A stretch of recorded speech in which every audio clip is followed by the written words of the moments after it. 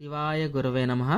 వ్యక్తిగత జాతకం ఆధారంగా స్త్రీలు లేదా పురుషులకి ఆపోజిట్ జెండర్తో స్నేహాలు ఏర్పడడానికి గల కారణాన్ని జాతక చక్రం ఆధారంగా తెలియజేస్తున్నాను.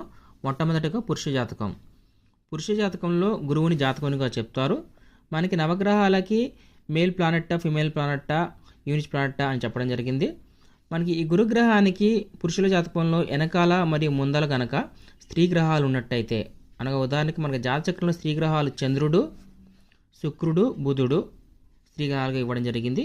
ఇక గురువుకి వెనకాల మరియు ముందల స్త్రీ గ్రహాలు ఉన్నట్టయితే, ఉదాహరణకి మనకి గురువు మేషరాశిలో ఉన్నప్పుడు వృషభ రాశిలో శుక్రుడు ఉండి బుధుడు కనుక మీనరాశిలో కానీ, లేదా ఈ గురువు మేషరాశిలోనే గురువు వెనకాల తక్కువ డిగ్రీలో ఉన్నట్టయితే వీరికి స్త్రీలతో సంబంధాలు అనగా ఫ్రెండ్షిప్ ఏర్పడడానికి అవకాశం ఎక్కువగా ఉంటుంది.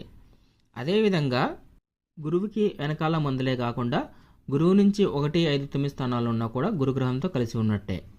మనకి ఈ యొక్క కాంబినేషన్లో కామ త్రికోణ రాశులు అనగా మిథున రాశి, తులారాశి మరియు కుంభరాశి ఇన్వాల్వ్ ఉన్నట్టయితే వీరితో ఫిజికల్గా రిలేషన్షిప్ ఉండడానికి కూడా అవకాశం ఉంటుంది. అదేవిధంగా వృశ్చిక రాశిలో ఉన్నా సరే, ఎందుకంటే వృశ్చిక రాశి అష్టమ రాశి కాబట్టి, మరియు పంచమ స్థానము అయిన సింహరాశిలో ఉన్నా కూడా ఫిజికల్ రిలేషన్షిప్ ఉండడానికి అవకాశం ఉంటుంది. ఎందుకంటే పంచమ స్థానం లవ్ మరియు రొమాన్స్ సూచిస్తుంది.